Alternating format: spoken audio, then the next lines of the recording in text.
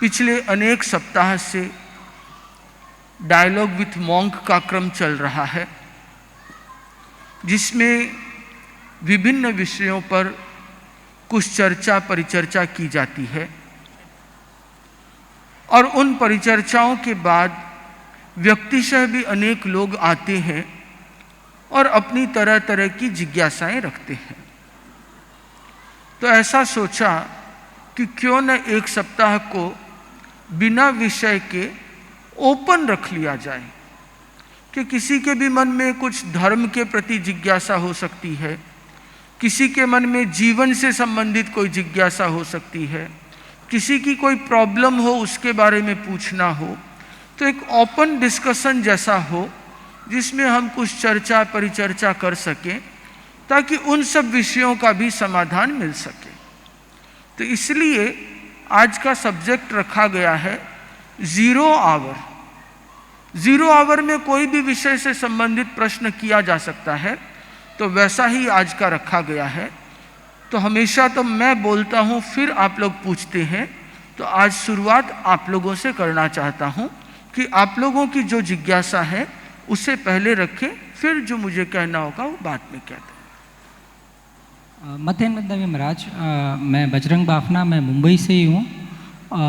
आपका ये dialogue with monk जो स्टार्ट हुआ है उसको मैं लगभग काफ़ी एपिसोड्स को फॉलो किया है, ऑब्ज़र्व किया है, और समताल श्वास परीक्षा का मैंने अभ्यास पिछले 1 महीने से स्टार्ट किया है। तो मैं ये कहना चाहूँगा कि ये बहुत ही विलक्षण है और खुद पे जो कंट्रोल है अंडर लॉट ऑफ सर्कमस्टेंसेस, जहाँ पे हम नॉर्मली बहुत गुस्से से रिएक्ट करते हैं, तो गुस्सा आने के पहले ये रियलाइज़ होता है कि अरे मैं ये क्या करने जा रहा हूँ।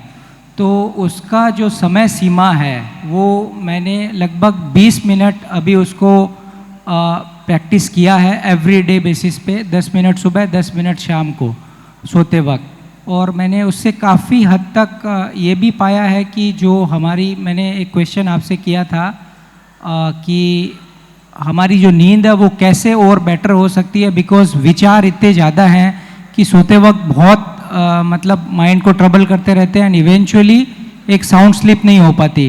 तो उसमें भी थोड़ा इम्प्रूवमेंट है, बट ये टाइम फ्रेम जो है इसको कितना करना चाहिए, मतलब नॉर्मली ये जो ऐप है वो 10 मिनट बताती है, तो अगर इसका थोड़ा और साइंटिफिक रीजनिंग आप दे पाएँ कि ये मतलब इस लाइफ में कितना अपन करें जो कि अपने को ये सब जो छोटे छोटे जो गुस्से से या नींद से रिलेटेड ट्रबल्स है उनको कंट्रोल किया जा सके, तो बहुत बेहतर होगा। धन्यवाद महाराज। ऐसा है, समताल श्वास परीक्षा के विषय में पिछली 31 तारीख को एक पूरा कार्यशाला जैसा ही रखा गया था। उसका टॉपिक ही यही था, समताल श्वास परीक्षा। मैं सोच रहा था कि एक संडे को ये प्रोग्राम रख लूं, बट लगा कि वो लगभग सब लोग वैसे ही सुन लेते हैं तो काफ़ी जानकारी तो पहुंच जाती होगी, रिपीटेशन नहीं हो, इसलिए नहीं किया। अदरवाइज समताल श्वास परीक्षा, तो इस प्रयोग को आप कभी भी कर सकते हैं, एनी टाइम, एनी वेयर और एनी ड्यूरेशन। 2 मिनट करो, 5 मिनट करो, 10 मिनट करो, 20 मिनट करो। ऐप पे ऐसा नहीं है कि मोबाइल ऐप पे 10 मिनट ही है, 10 से ज़्यादा भी कर सकते हैं आप। उसका प्लस बटन दबाते जाओ, वो बढ़ता जाएगा, कितनी भी देर कर सकते हैं। सबसे इम्पॉर्टेंट चीज़ होता है किसी भी ध्यान के प्रयोग में एक ही प्रयोग को लंबे समय तक करना, कंटिन्यूटी।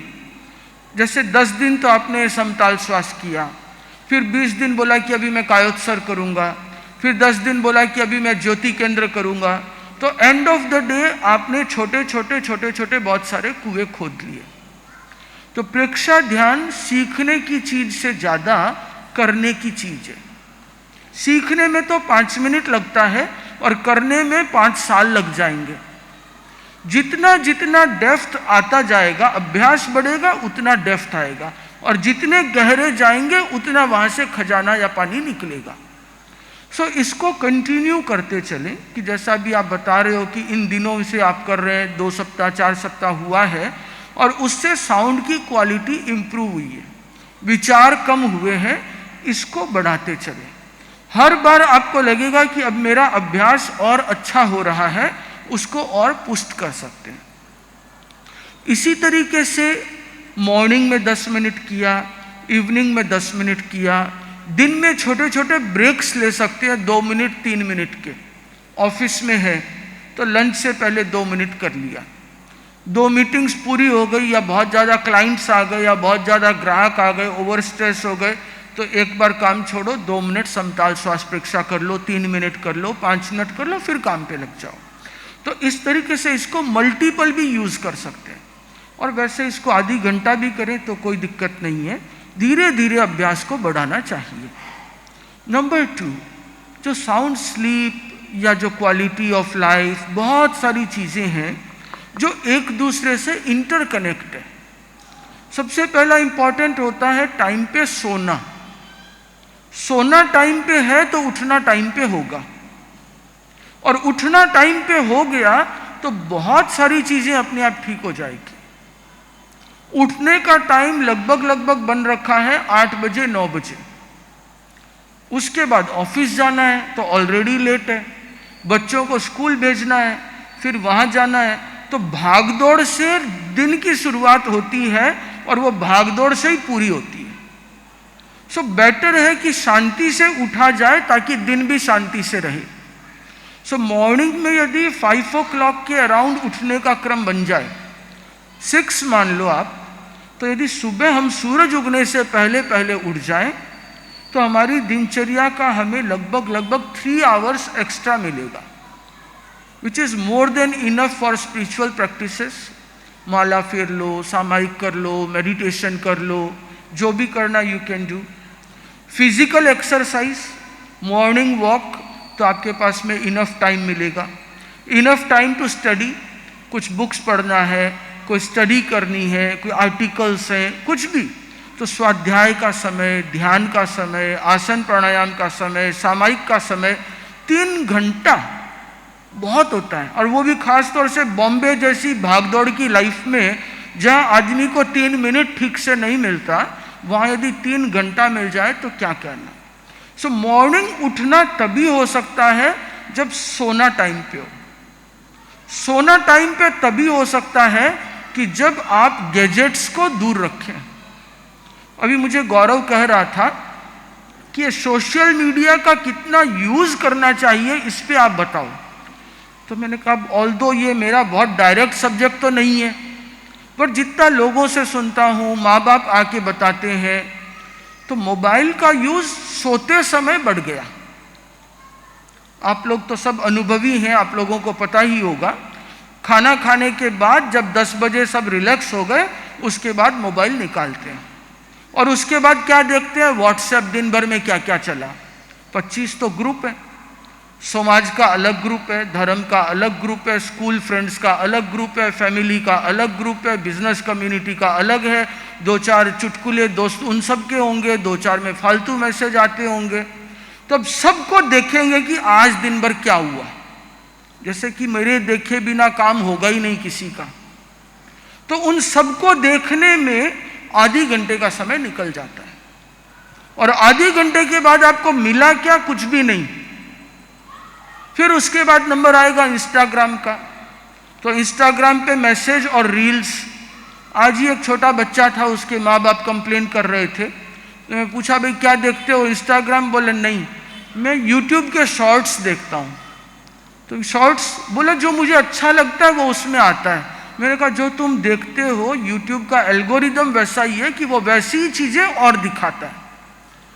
और इंस्टाग्राम के बारे में तो एक रिसर्च हुआ कि यदि एक इंस्टाग्राम को स्क्रॉल करने में, एक पोस्ट से दूसरे पोस्ट को जाने में आपको 5 इंच लगा, नीचे से ऊपर तक स्क्रॉल किया ना मोबाइल, आपने एक दिन में कितने पोस्ट देख लिए? 100 पोस्ट तो यूजुअली आदमी आराम से स्क्रॉल कर जाता है, तो कितने फुट नीचे गए? और यदि इसको 1 महीने तक की काउंटिंग करें तो पता नहीं हम कितने हजारों फुट नीचे जा चुके होते हैं। Just scrolling scrolling scrolling scrolling, आगे कुछ रील आया, फिर आगे देखा, फिर आगे देखा, इन सब में आधी घंटा और चला जाता है। और कोई पुराना आदमी हो तो उसके फेसबुक और है, नए वाले बच्चे तो फेसबुक नहीं रखते, बट पुराने में तो उनको फेसबुक भी देखना है।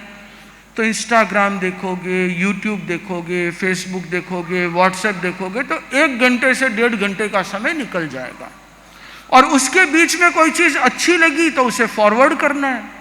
तो आप अकेले तो देखने वाले नहीं हो, बाकी लोग भी देख रहे हैं, वो आपको भेजते हैं, आप उनको भेजते हैं। सो 1 घंटे से 1.5 घंटे का स्क्रीन टाइम हो गया। और ये सबको पता है कि जितने भी इलेक्ट्रॉनिक गैजेट्स हैं उन सब से ब्लू रेज निकलती है, तो वो आंखों पे पड़ता है स्ट्रेन। तो अब आंखों पे स्ट्रेन के कारण आंखें थक जाती है। और मुझे करना क्या है, शांति से सोना है आपको। और आपको यदि शांति से सोना है तो दिमाग को थोड़ा खाली करना है। और आपने सोने से पहले उस दिमाग में hundreds of kinds of information डाल दी, जिसमें सारी इंफॉर्मेशन है, 1-2 नहीं है, डिफरेंट सब्जेक्ट्स। तो दिमाग उन सबको प्रोसेस कर रहा है। और फिर बोलते हो कि साउंड स्लीप नहीं है, होगा भी नहीं। कैसे हो सकता है? साउंड स्लीप तो तब हो कि जब हम दिमाग को थोड़ा शांत करें। ऑलरेडी दिन भर में इतनी इंफॉर्मेशंस मिल रही है, उसके बाद शाम को सोते सोते उसे और मल्टीपल इंफॉर्मेशंस दे रहे हैं, फिर बोलते हैं अब तू सो जा। काम का लोड तो बढ़ा दिया और बोलते हैं रेस्ट कर लो। तो रेस्ट कैसे होगा? तो इससे बेटर है सोने का जो टाइम फिक्स हो, उससे ½ एन आवर पहले गजट को साइड में रख दो। जो देखना था देख लिया, हो गया काम। अब कोई इमरजेंसी होगी तो कॉल आ जाएगा। इंस्टाग्राम पे तो ऐसा कोई न्यूज़ फ्लैश नहीं होना है कि आपके घर में इमरजेंसी हो गई, तो उसे साइड में रख के छोड़ दें। तो आधी घंटा आपका दिमाग थोड़ा शांत होगा। 10 मिनट शाम को सोते समय में समताल श्वास प्रक्रिया का अभ्यास कर लें। और लंबा समय है तो आधी घंटा कायोत्सर्ग का अभ्यास कर लें, तो साउंड स्लीप हो जाएगी। दिमाग को शांत दें, रेस्ट होने के लिए सजेस्ट करें टू रिलैक्स, तो मन शांत होगा, विचार शांत होंगे, नींद अच्छी आएगी। नींद अच्छी नहीं आई तो दिन भर में जो बॉडी ने एग्जॉर्शन किया है, तो बॉडी में तो रोज कुछ ना कुछ टूट फूट होती है। उन सब के टूट फूट के रिपेयरिंग का समय होता है नींद। ताकि हम सोते हैं उस समय में बॉडी उन सब टूट फूट को अपना ठीक करती है। और यदि स्लीप प्रॉपर नहीं है तो सुबह सुबह आपको थकान लगेगी, चिड़चिड़ापन लगेगा, या ऐसा लगेगा कि नींद पूरी नहीं हुई। हम लोगों को भी लगता है, कभी रात को सोते सोते लोग बैठे हैं, फिर जाप करेंगे, 11:30 बज गए, 12 बज गए, सुबह उठना तो 4 बजे 5 बजे है ही। अब उठने के बाद ऐसा लगता है कि आज नींद पूरी नहीं हुई, तो उसका असर बाकी चर्या पे आने लगता है। तो ये आप लोगों के साथ भी है। Early to bed and early to rise makes a man healthy, wealthy and wise. तो सोने के क्रम को ठीक करेंगे तो मुझे लगता है कि लाइफस्टाइल की बाकी चीजें अपने आप ठीक हो जाएगी। ये न सोचें कि दूसरों के अकॉर्डिंग मेरे शेड्यूल को चेंज करूं। आप अपने शेड्यूल को जी सकते हो, ठीक है, थोड़ा बहुत आधा घंटा आगे पीछे हो सकता है, बट ऐसा भी नहीं है कि रात को 2 बजे ही सोना पड़े। लगभग बहुत से लोगों का तो सोने का समय 1 बजे 2 बजे हो रहा है। तो उसको थोड़ा शिफ्ट करें। एक साथ न हो सके तो 1 घंटा पहले ले आएं कि 12 के बाद तो जगना ही नहीं है। जो 12 सो रहे हैं वो उसे 11 पे ले आएं। तो आइडियल टाइम कि 10:30 11 तक सोने का यदि बन जाए क्रम तो बहुत अच्छा हो सकता है। तो मेरे ख्याल से ये इसका नेक्स्ट प्रयोग और करके देखो कि कुछ और बेटर सॉल्यूशन मिल सकता है क्या। मथेन वंदामी, जैसे कि हम सब जानते हैं कि 2 कर्म होते हैं, पुण्य कर्म और पाप कर्म। हमने पढ़ा है और हमने सीखा है कि जो कर्म हमने पिछले जन्म में किए हैं उस कर्म के हिसाब से हमें ये मनुष्य जन्म मिला है, और शायद कोई पुण्य कर्म किए है उसकी वजह से हमें ये जैन कुर्म में जन्म मिला है। तो मेरा एक ये प्रश्न है कि हम ये जन्म में जी रहे हैं, उसमें एक अवस्था है किशोर अवस्था और युवा अवस्था। किशोर अवस्था में जब हम चलते हैं तो समझे कि हमें कोई ज़्यादा दुख नहीं, सुख में, क्योंकि समझो हमारे ऊपर पिताश्री का आशीर्वाद है और पिताश्री की ये है। जब हम युवा अवस्था में आते हैं, हम जब आगे कर्म करते हैं, बिजनेस करते हैं, तो एक अच्छे मुकाम पे चले जाते हैं, कहीं समझो अच्छे ऊपर ही चढ़ जाते हैं। लेकिन आगे चल के जीवन में एक ऐसा भी मोड़ आता है कि जो हम ऊपर चढ़े हैं वो तुरंत हम नीचे आ जाते हैं। तो मेरा एक ये प्रश्न है कि जो कर्म है, जो हम मतलब जो लास्ट वाला जो कर्म जब हम तुरंत नीचे आए हैं, तो वो जो कर्म है वो हमारा पिछला जन्म का कर्म है या इस जन्म के कर्म के हिसाब से हम वो तुरंत नीचे आए हैं? ऐसा है कि कर्म का सिद्धांत अपने आप में बहुत ही विलक्षण है और इसमें मल्टीपल कॉम्बिनेशंस हैं। ऐसा नहीं है कि जो पिछले जन्म में किया उसी का फल अभी मिलता है। कुछ का पिछले जन्म का मिलता है, कुछ का इस जन्म का मिलता है, कुछ का अभी मिलता है, कुछ को हम अपने प्रयास से अच्छे को बुरे में, बुरे को अच्छे में भी कन्वर्ट कर सकते हैं। जैसे आप लोग बॉन्ड में इन्वेस्ट करते हैं, सो बॉन्ड के इन्वेस्ट के साथ में उसके साथ पीरियड बंधा होता है कि ये इन्वेस्टमेंट का रिटर्न कब मिलेगा। 6 महीने बाद ये बॉन्ड होगा मैच्योर, या ये 2 साल बाद आपका होगा। LIC में करते हैं तो एक पीरियड होता है, FD करते हैं तो एक पीरियड होता है। वैसे हर कर्म बंध के साथ में प्रकृति, स्थिति, अनुभाग और प्रदेश, इन चारों का भी नियमन हो जाता है कि ये कर्म की प्रकृति क्या, अच्छा फल देगी, बुरा फल देगी। इसकी स्थिति मतलब इसका ड्यूरेशन कितना रहेगा, कब जाके ये अपना फल देगी। इसका अनुभाग, इसका रिजल्ट कैसा आएगा। इसका प्रदेश कितना है, क्वांटिटी ऑफ दिस कर्म। तो हर एक्शन के साथ कर्म बंधन के समय ये सारे डिसाइड होते हैं। अब जो क्वेश्चन है कि एक साथ आदमी का पीरियड अच्छा आया, अचानक से वो करोड़पति बन गया, सब कुछ ठीक चल रहा था, एक दिन अचानक से साफ हो गया। ऐसा क्यों हुआ? तो इसके पीछे 2 रीजन है। एक रीजन तो ये है जो मेजर, कि जो अच्छा समय आया उस समय का उपयोग क्या किया। जैसे उदाहरण के लिए किसी आदमी ने आपको 1 करोड़ रुपए दिए, तो आप खुश हो गए कि मेरे पास अभी तो मैं करोड़पति हूं, अब क्या करूं। पहले तो अपने फॉरेन ट्रिप पे चलते हैं। फॉरेन ट्रिप पे घूमने गए, एक अच्छी सी गाड़ी खरीद लो, मर्सिडीज से कम क्या लेना, गाड़ी ले ली, एक वॉच ले लिया, सबको ड्रेस दिला दिए, थोड़ा पिकनिक विकनिक किया, सब कुछ किया। महीने भर बाद बोलते हो अरे 1 करोड़ तो खत्म हो गया, अब नेक्स्ट क्या करूं, तो खाने को भी कुछ नहीं बचा।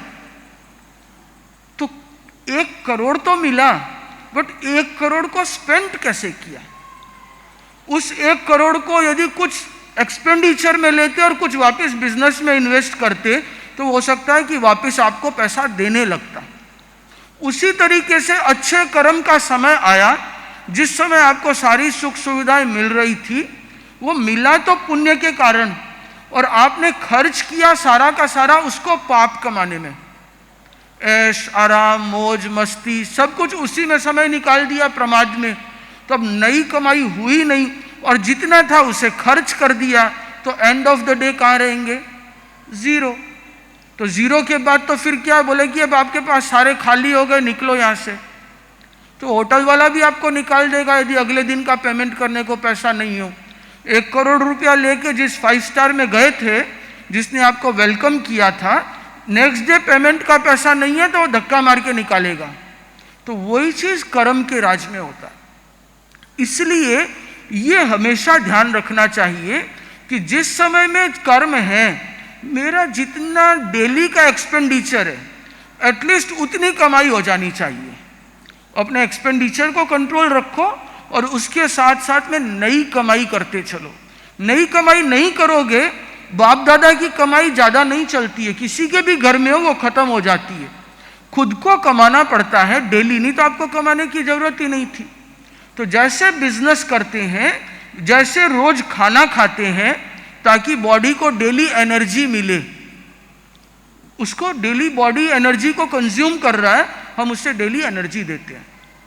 हमारे घर में रोज खर्चे का मीटर चालू होता है, हम उसमें रोज कमाई डालते हैं ताकि बैलेंस बना रहे और वो हमारा बैलेंस कुछ बेटर होता रहे, बैलेंस शीट ठीक हो, राइट। उसी तरीके से कर्मों के बैलेंस शीट को चेक करते रहना चाहिए कि मैं अच्छे शरीर का उपयोग कर रहा हूँ, पुण्य भोग रहा हूँ, जिसमें शरीर में कोई ऐसा नहीं कि काना लूला लंगड़ा अंधा, ऐसा भी कुछ नहीं है। अच्छा कुल मिला है, अच्छा परिवार मिला है, अच्छा खाना पीना मिला है, सारे संसाधन मिले हैं, तो वो सारे पुण्य तो डेली यूज कर रहे हैं, अर्जन जीरो, तो गड़बड़ है। तो पहला ये कि पाप के अर्जन से बचें, एक्सपेंडिचर को कम करें, और दूसरा हम नए कर्मों को क्षय करके निर्जरा करें, तो पुण्य अपने आप बंधेगा। पुण्य की वांछा करने से पाप आता है, ये भी है, क्योंकि पुण्य भी कर्म है। हमारी इच्छा है निर्जरा की, आत्मशुद्धि की, उसके साथ अपने आप बाय डिफॉल्ट पुण्य मिलेगा, तो आपका बैलेंस बराबर रहेगा। मुझे एक कहानी याद आ गई जो मुझे मुनि श्री दिनेश कुमार जी स्वामी ने कभी सुनाई थी, वो सुनाना चाहता हूँ। एक सेठ था और उसके घर में बहुत संपत्ति थी। ऐसा समझो कि उस जमाने में वो करोड़पति था, और घर में कोई कमी नहीं, बड़ी हवेली, दुकान, पूरे शहर में एक सम्मान मान सब कुछ था। उसके यहाँ पे नौकर काम करता था। एक बार वो गिलास के पानी भर के लेके आ रहा था, कांच का गिलास था, और उसके हाथ से सेकंड फ्लोर से वो कांच का गिलास छूट गया, और छूटा और नीचे गिरने के बाद भी कांच का गिलास फूटा नहीं। तो नौकर बोला, यार ये सेठ तो गजब है, इतनी पुण्यात्मा मैंने नहीं देखी, ऐसी पुण्यात्मा जिसकी इतनी पुण्याई कि कांच का गिलास छूट गया तो भी फूटा नहीं, जहाँ हाथ डाले वहां सोना। तो वो सेठ जी के पास आके पांव पकड़ लिए, बोले सेठ जी मैंने आज तक ऐसा धर्मात्मा पुण्यात्मा नहीं देखा, आपकी पुण्याई का कोई पार नहीं। क्या हुआ? बोले कि ऐसे मेरे हाथ से कांच का आपका गिलास छूट गया, वो भी 2 फ्लोर से, तो भी टूटा नहीं। तो सेठ खुश होने की बजाय जोर से रोने लगा। नौकर को और चक्कर पड़ा, बोले कि सेठ रो क्यों रहा है, ये तो अच्छी बात थी। सो सेठ ने बोला कि भैया मैं इसलिए रो रहा हूं कि मुझे लगता है मेरे पुण्य कर्म का पीक आ गया, अब इससे ज्यादा तो मेरा और क्या अच्छा हो सकता है। तो जब कोई भी साइकिल का यदि अप आ गया तो उसके बाद क्या आएगा? डाउन। इसलिए मुझे चिंता हो रही है। और संयोग देखो कि 1 सप्ताह बाद उस सेठ के पास में न्यूज आई कि आपका जो जहाज पानी से पूरा इंपोर्ट करके माल ला रहा था वो डूब गया, नुकसान लग गया करोड़ों का। अब जितना इंश्योर्ड किया हुआ था, कोई इंश्योरेंस है तो कितना मिलना है उसको, तो अब टाइम लगेगा। इधर में जो गोडाउन था उसमें आग लग गई। ऐसे करके 6 महीने में सेठ जमीन पे आ गया। कहा तो ऐसा सेठ जिसका ग्लास भी नहीं टूटा, पुण्य खत्म, अब तो साइकिल नीचे घूम रहा था। और ऐसी स्थिति हुई, हवेली बेचना पड़ा, मकान बेचना पड़ा, घर बार छूट गए, गहने बिक गए। सेठ सेठानी और अपने छोटे से बेटे को लेकर के वहां से बाहर निकले। गांव में रहे तो प्रॉब्लम, दूसरे गांव में जाके रहने लगा। जैसे तैसे मजूरी करके गुजारा करता, कुछ खाने को कभी मिल जाता कभी नहीं मिलता, और अपना काम निकाल रहा था। पर वो जानता था कि धर्म क्या है, पता था कि जो मुझे मिल रहा है वो मेरे पुण्य के कारण या पाप के कारण है। तो पाप के समय को, सुख दुख तो हमेशा लाइफ का पार्ट है। ऐसा नहीं है कि आपके लाइफ में दुख नहीं आएगा, आएगा ही आएगा। बिजनेस से रिलेटेड, हेल्थ से रिलेटेड, फैमिली से रिलेटेड। अब उस सिचुएशन में 2 चीज कर सकते हो, या तो उस समय में और दुखी हो जाओ, आर्त ध्यान करो और पाप कर्मों का अर्जन कर लो, या दूसरों को निमित्त को ब्लेम दे करके उनसे बदला निकाल लो और पाप कर्मों का अर्जन कर लो। दूसरा, उस सिचुएशन में मन को समझा सकते हो कि ये मेरे किसी न किसी कर्मों के कारण ही है। जो भी पर्सन है वो तो निमित्त है। ये रामलाल नहीं होता तो श्यामलाल ने मेरे साथ ऐसा किया होता निश्चित ही। तो कर्म के कारण है, मैं इसे समता के साथ समय को गुजार दूं तो ये भी बीत जाएगा। पाप को भी भोग लूंगा तो खत्म तो होगा ही ना, तो उसका पनिशमेंट मैं ले लूंगा तो भी खत्म होना है। तो पाप को कंप्लीट कर लूं ताकि मैं वापस पुण्य की स्थिति में आ सकूं। तो सेठ ने अपने सारे समय को समता के साथ निकाला। धर्म, ध्यान, सामायिक माला का क्रम नियमित चालू था, उसे चालू रखा। और एक सिचुएशन ऐसी आई एक दिन कि उनके घर में खाने को कुछ था ही नहीं, सिर्फ 1 रोटी बनी। तो सेठानी ने वो 1 रोटी सेठ के पास रखी। सेठ देख के समझ गया, सेठ ने खाना नहीं खाया। बोला कि नहीं मैं नहीं खाऊंगा, बच्चा छोटा है उसको दे दो, अपने दोनों ही आज शाम को खाना नहीं खाएंगे। तो बच्चे को रोटी परोस के माँ अंदर गई, इतने में एक कुत्ता आया और कुत्ता वो रोटी लेके भाग गया। माँ को बहुत तकलीफ हुई, बोला कि कितने मेरे अशुभ कर्मों का उदय, इतने पाप कि मैं मेरे छोटे से बच्चे को एक रोटी तक नहीं खिला सकती। सेठ को जाकर के शिकायत की, सेठ खुश हो गया, बोला कि अब मेरा नीचे का नाका आ गया, अब साइकिल ऊपर की ओर घूमेगा। और थोड़े दिन में उसको न्यूज मिली कि इंश्योरेंस वाले ने आपका क्लेम पास कर दिया है। तो जो गोडाउन जला था वो मिल गया है, जो जहाज डूब गया था बट उसमें जो माल था वो ऑलरेडी दिया जा चुका था, उसने जो पैसा दबा रखा था उसने रिलीज कर दिया है। ऐसे करते करते एक पे गुड न्यूज मिलती गई और वो वापस उठ गया। कहने का पर्पस ये है कि हमें भी अपने लाइफ में इसी तरीके से कुछ चेक रखने चाहिए कि अभी मेरे लाइफ का पीरियड कौन सा चल रहा है। ऐसा जब भी पीरियड लगे कि राइट डिसीजन भी रॉन्ग रिजल्ट दे रहा है तो समझ जाना चाहिए कि कर्मों के चक्कर में कुछ तो गड़बड़ है। संभल जाना चाहिए, स्पीड को कंट्रोल कर लेना चाहिए, उस टाइम को पीरियड को धीरे से निकाल देना चाहिए। जब वो पीरियड निकल जाएगा तो सारे डिसीजन वापस सही होने लग जाएंगे। तो कर्म का संबंध सीधा सीधा सभी चीजों से है और सबसे इंपॉर्टेंट चीज ये है कि कर्म का मालिक मैं हूं। कर्म का मालिक कोई दूसरा नहीं है। There is no other person who gives you pain and sorrow. देने वाला कोई नहीं है। जैसा मैं कर रहा हूं वैसा मुझे फल मिलेगा, तो इसका मतलब मैं हूं अपने भाग्य का विधाता। इससे ब्यूटीफुल चीज कुछ नहीं हो सकती कि मेरी मर्जी जैसी लकीर हाथ की बना सकता हूं, मैं जैसे कर्म करूंगा वैसा मुझे फल मिलेगा। मेरे पास्ट का एक्शन मेरा प्रेजेंट है और मेरा प्रेजेंट का एक्शन ही मेरा फ्यूचर है। तो प्रेजेंट को ठीक करूं ताकि मेरा फ्यूचर ठीक हो जाए। तो कर्म अचानक से चेंज होता है क्योंकि वो खत्म हो जाता है। कर्म के ऊपर में हम कॉन्शियस रहें तो बहुत सारी चीजों का सॉल्यूशन हो सकता है। नेक्स्ट, कि आपने अपना जो सेकंड लेक्चर था पर्पस ऑफ लाइफ, उसमें लाइफ में पर्पस ढूंढना चाहिए आपने ज़रूर कहा था, बट वो पर्पस को कैसे ढूंढा जाए?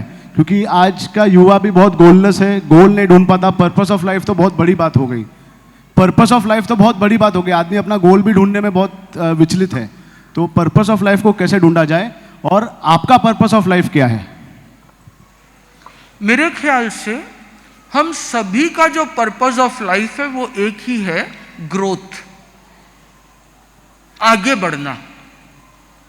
अभी एक बुक पढ़ रहा था फिजिक्स से रिलेटेड जो डार्विन एंड जैन सिद्धांत के ऊपर बेस्ड था। तो उसमें यही था कि डार्विन बोलता है कि पहले एक अमीबा थे, फिर स्पाइसिस बने, फिर आगे बने और ग्रोथ होते होते ह्यूमन तक आए।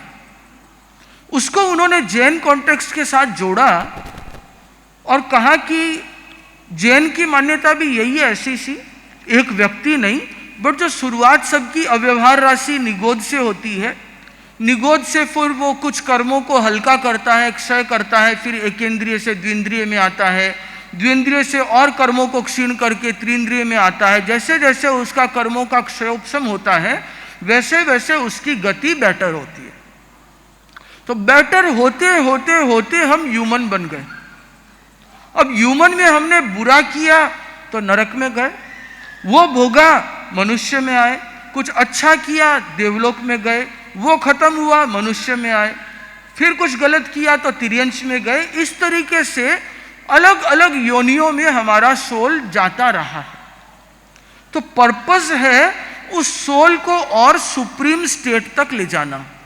सो purpose of life is to growth of the soul, because I am soul, I am not the body. मैं शरीर तो हूं नहीं। शरीर का ग्रोथ कौन चाहता है? जिसकी ग्रो हो गई वो लोग जिम में जाकर के रोज मेहनत कर रहे हैं कि ग्रोथ कम हो। तो शरीर का ग्रोथ तो कोई नहीं चाहता। तो हु एम आई? पैसा की ग्रोथ, तो पैसा तो छोड़ के जाएंगे, उसकी ग्रोथ तो काम भी नहीं आएगी, वो तो नेक्स्ट के काम आनी है। तो ग्रोथ किसकी चाहिए? हाइट ऑलरेडी बढ़ चुकी, इससे ज़्यादा बढ़ाएंगे तो प्रॉब्लम आनी है। तो ग्रोथ किसकी? एक ही चीज़ बचती है, that is soul. So soul का और स्पिरिचुअल ग्रोथ हो, ये सभी का ultimate purpose of life. So purpose of life to purify the soul, purpose of life to strengthen the soul. Core activity जो हमारे हैं उनको मजबूत करना, ये हमारा मेन पर्पस है। अब उस पर्पस के लिए बॉडी है, तो उस बॉडी को सस्टेन करने के लिए दूसरे छोटे पर्पस स्टार्ट होते हैं। जैसे एग्जांपल, बिजनेस में पर्पस क्या है? पैसा कमाना। अब पैसा कमाने के लिए एक ऑफिस होती है, ऑफिस का और पर्पस क्या है? और ऑफिस होगी तो वहां पे एक टेबल होगा, एक चेयर होगा।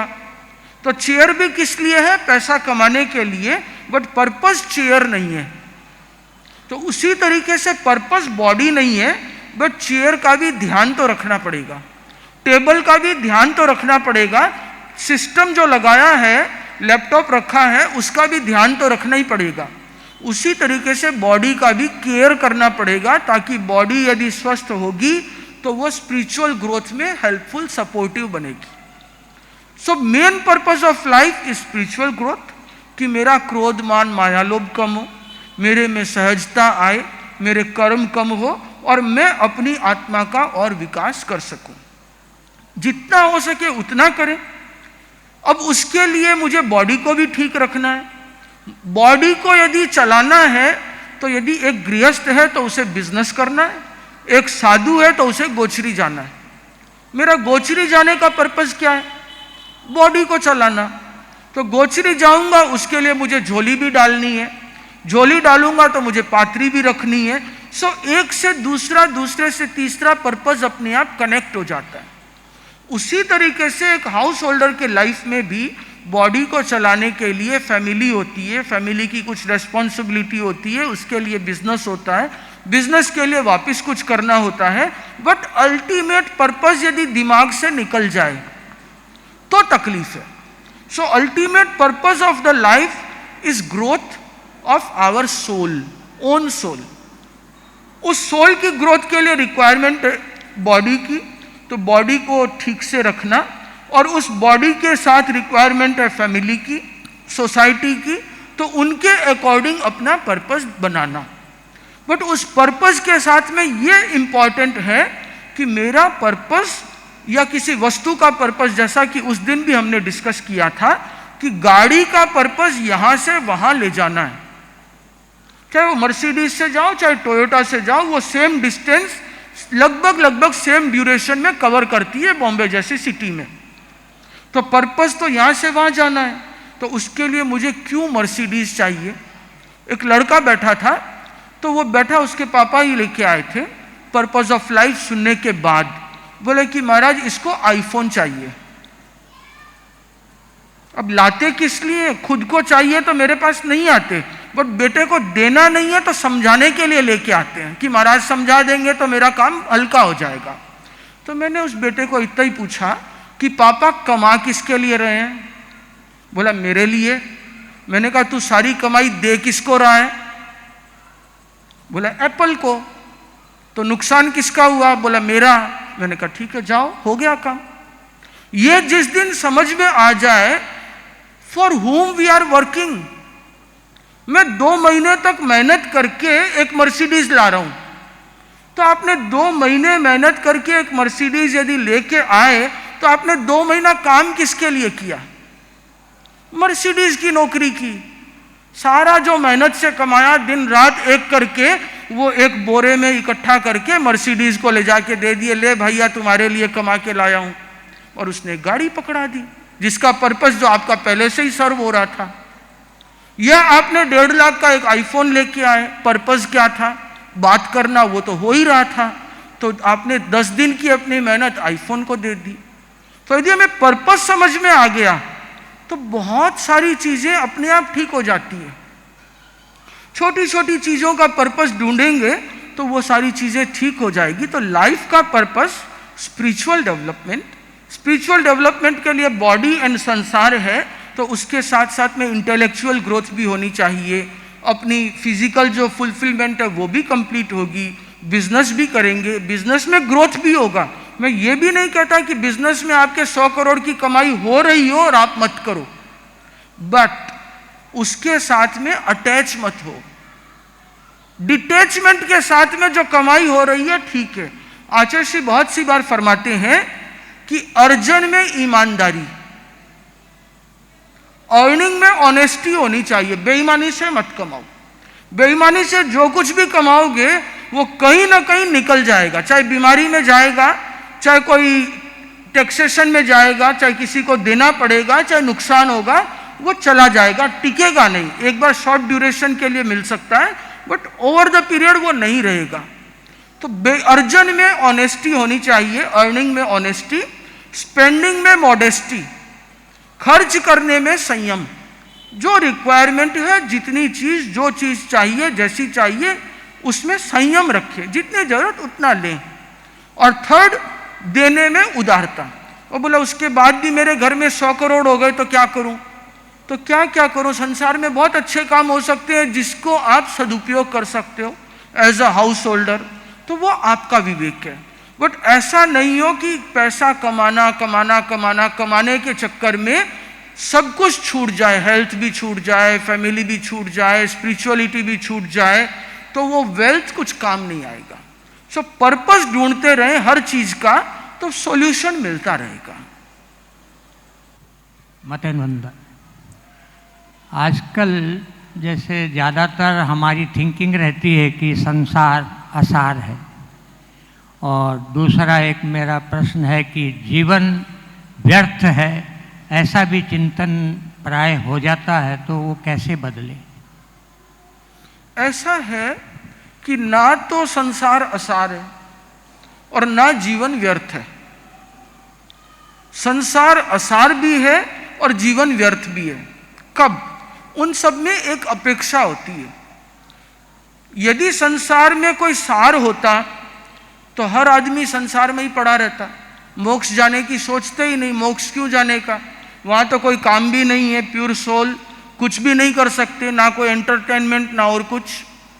बट संसार में जो सार दिखता है, एंड ऑफ द डे उसमें सार नहीं है। दो तरीके का रस होता है। एक होता है इक्षु रस, गन्ने का रस।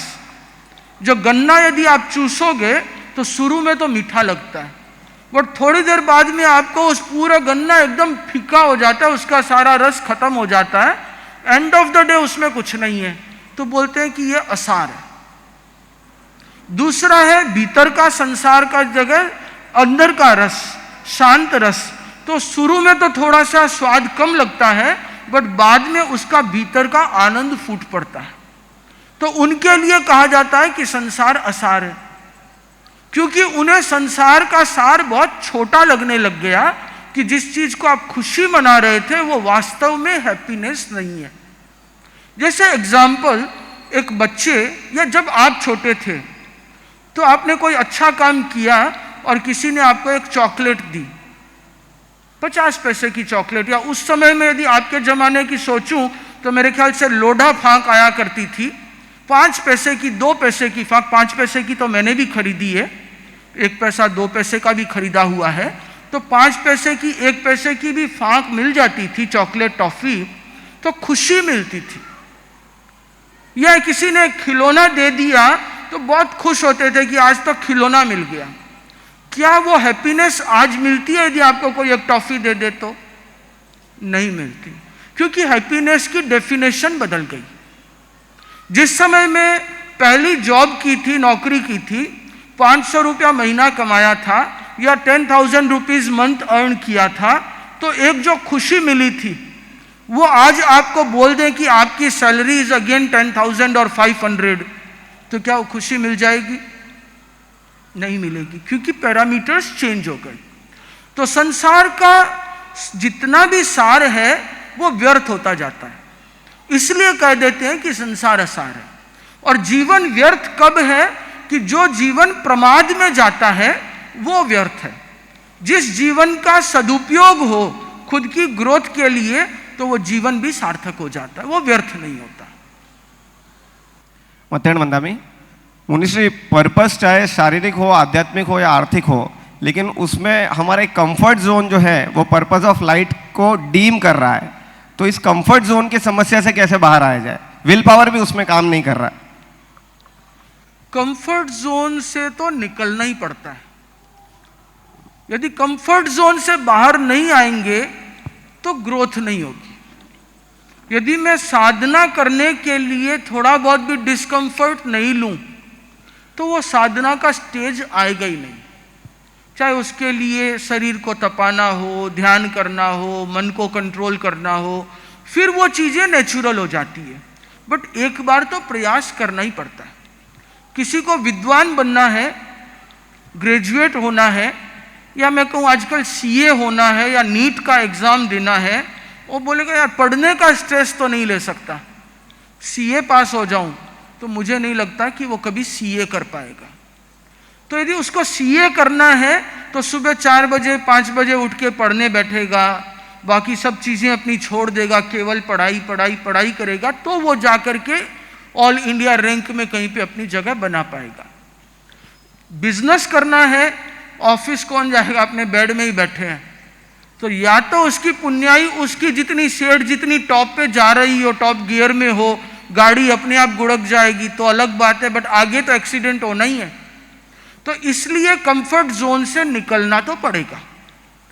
अब कंफर्ट जोन से बाहर निकलने में सबसे इंपॉर्टेंट होता है विवेक, कि कंफर्ट से डिस्कंफर्ट में सीधा न चले जाएं।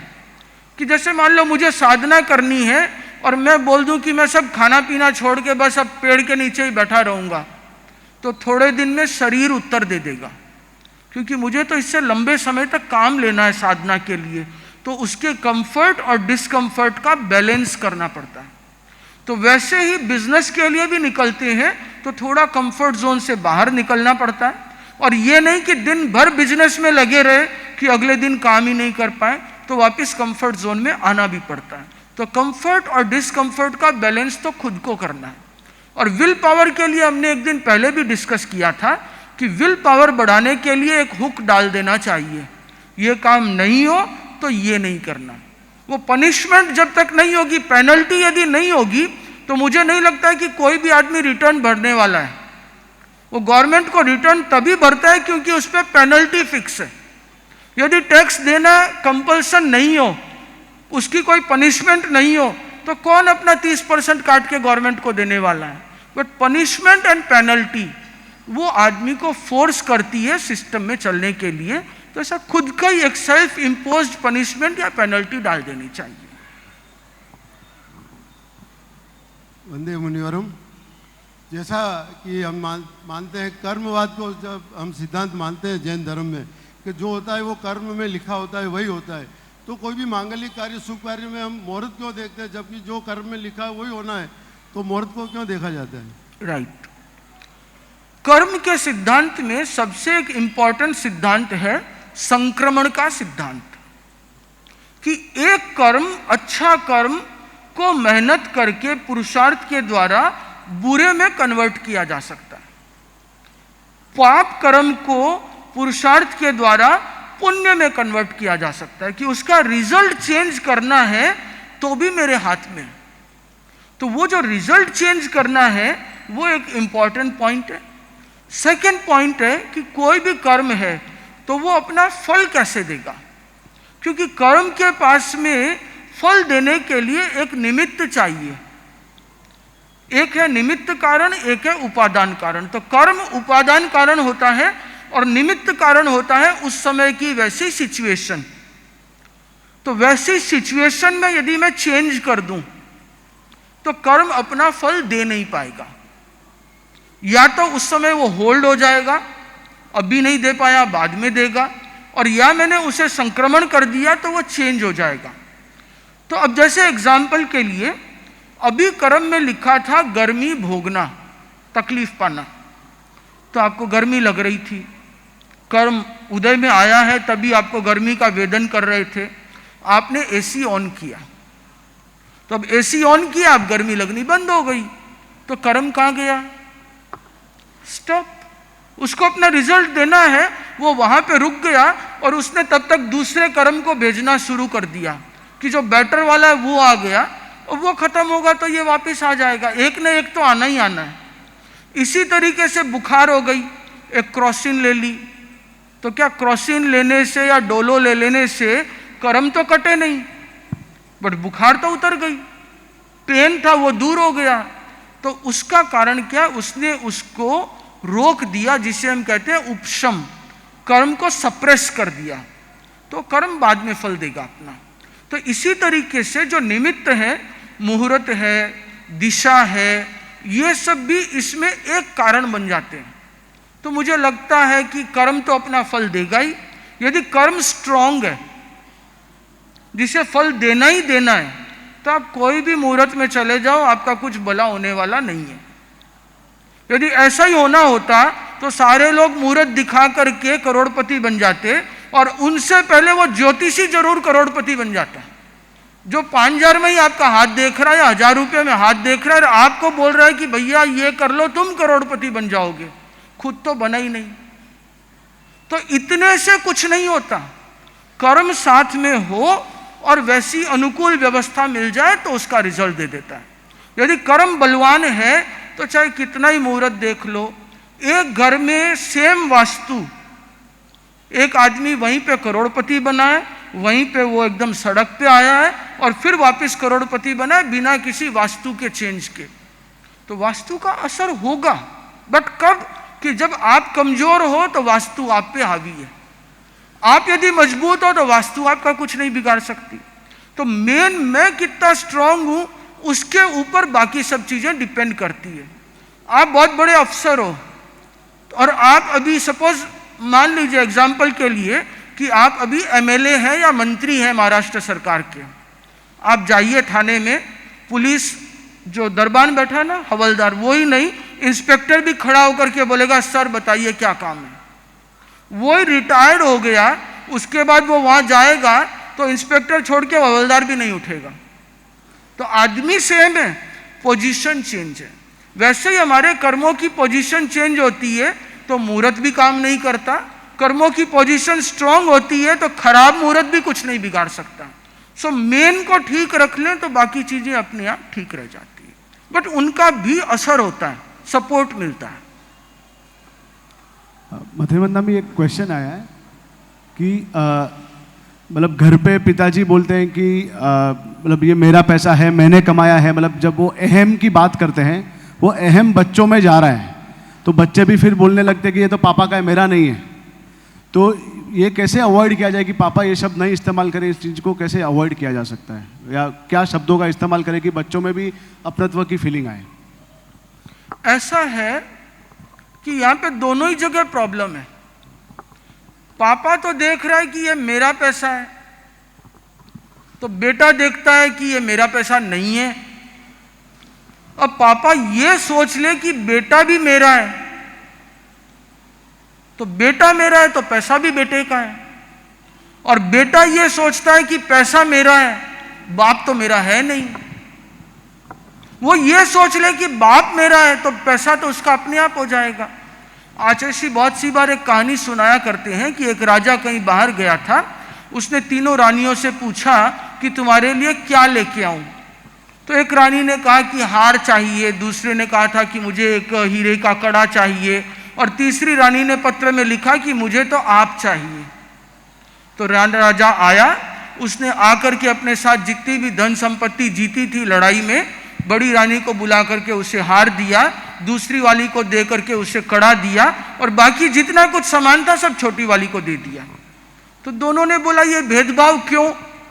तो राजा ने कहा भेदभाव नहीं, तुमने जो मंगाया तुमको दिया, इसने मंगाया इसने दिया, और इसने कहा था मुझे आप चाहिए, तो जो कुछ बचा वो मेरा, तो जब मैं इसका हूं तो ये तो अपने आप इसका होना है।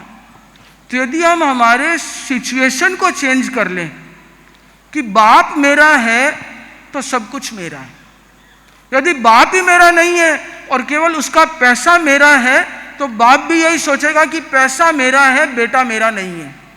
ये वाइस वर्सा है, एक जगह से नहीं होता। दोनों जगह से इसका कहीं ना कहीं मुर्गी और अंडे वाली कहानी तो हो सकती है कि शुरुआत किसने की हो, बट है दोनों जगह से। तो उन दोनों को सुधारना चाहिए कि अल्टीमेट यदि पैसा मेरा भी है तो किस काम का है। लेके तो जाऊंगा नहीं, दे के तो यहीं जाना है, तो जिसको देना है क्यों नहीं उसको अभी से ठीक रखूं। ये व्यवहारिकता अलग चीज है कि ऐसा भी नहीं हो कि बेटा विनीत नहीं है, सारा उसको दे दिया और बुढ़ापे में दुख पाए। तो ये समझदारी और विनम्रता ये हमेशा होनी चाहिए। और सबसे इंपॉर्टेंट ये होता है जिस समय बेटा बड़ा हो रहा हो उस समय से ही उसको ये संस्कार दिए जाए कि आपको ये सोचना ही न पड़े कि बुढ़ापे में मेरा क्या होगा। ऐसे बहुत से घर देखे हैं कि जहां पे बेटा कभी बाप को ये नहीं पूछता कि आपको कितने पैसे चाहिए या कितना आपने खर्च किया, जितने चाहिए आपके लिए। ऐसे भी बहुत से हैं जहां पे बाप अपने बेटे को सब कुछ दे देता है और बोलता है मुझे कोई तकलीफ नहीं है क्योंकि मेरा बेटा संस्कारी है। तो ऐसे परिवार भी हैं जहां बाप मरते समय तक नहीं देता, विल में ही लिखता है, और बेटा भी वैसा ही होता है जो हर चीज का हिसाब रखता है। तो ये डिपेंड करता है कि कौन कैसा है। बट अल्टीमेट यदि 50 साल में अपने बच्चों को वो संस्कार नहीं दे सके तो मुझे लगता है कि कहीं ना कहीं परवरिश की कमी है। वो संस्कार ऐसे देने चाहिए विनम्रता के, अपनत्व के। परिवार का तो मतलब ही है कि हिल मिल करके बड़े प्रेम से रहना ही परिवार है। हिल मिल करके बड़े प्रेम से रहना ही परिवार है। एक दूसरे की बातों को सहना ही परिवार है। हिल मिल करके रहेंगे तो ही एक परिवार परिवार की तरह हो सकेगा। तो इन सब चीजों में थोड़ा सा उदार होना पड़ता है, थोड़ा विनम्र होना पड़ता है। और ये अहंकार काम का नहीं है कि मैंने कमाया, वो समय था, मैंने कमाया, मेरे से बेटा और ज्यादा कमा सकता है। और जो मैंने कमाया वो मैंने नहीं कमाया, उसमें मेरे बाप का भी तो हाथ है। यदि उन्होंने पूंजी नहीं दी होती तो बिजनेस नहीं होता। और कोई यदि इस भ्रम में हो कि पूंजी मुझे दी नहीं थी, मैंने तो स्टार्ट फ्रॉम स्क्रैच किया है, घर से ऐसे ही निकल के आया था, मैंने कमाया है, तो भूल है। माँ बाप ने उसे पढ़ा लिखा के समझदार तो बनाया था, वो किसने किया? क्या जन्मते ही समझदार हो गए? अरे भाई, तुमको पढ़ाया लिखाया, ग्रेजुएट किया, बाहर भेजा, किसी को हार्वर्ड ऑक्सफोर्ड, और अब बोलते हैं कि माँ बाप ने क्या किया। तो भाई पूंजी इन्वेस्ट किसने की तुम्हारे में इनिशियल? और मान लो नहीं पढ़ाया लिखाया हो तो भी ये शरीर किसने दिया? तो कहीं ना कहीं तो उनका योग है ना। तो ये योग तो एंसेस्टर्स से चला आ रहा है। तो मेरा कमाया हुआ भी मेरे एंसेस्टर्स का है। तो जब मेरे एंसेस्टर्स ने मुझे दिया तो मुझे अपने बेटे को देने में क्या तकलीफ है? वो मेरा कैसे हुआ? ये एंसेस्टर प्रॉपर्टी है जो आगे से आगे अपने आप चलती जाएगी। Last question. मथेर वंदामी, हम लोग जो जॉइंट फैमिली में रहते हैं तो अपने को सामंजस्य रखने के क्या क्या चीज़ करना चाहिए? कभी कभी ऐसा होता है कि चलो मैं हेड ऑफ फैमिली हूँ तो बहुत सारी चीज़ें ऐसी रहती है कि वो अपने को ज़्यादा सहन करनी पड़ती है, उसको हम कैसे हैंडल कर सकते हैं?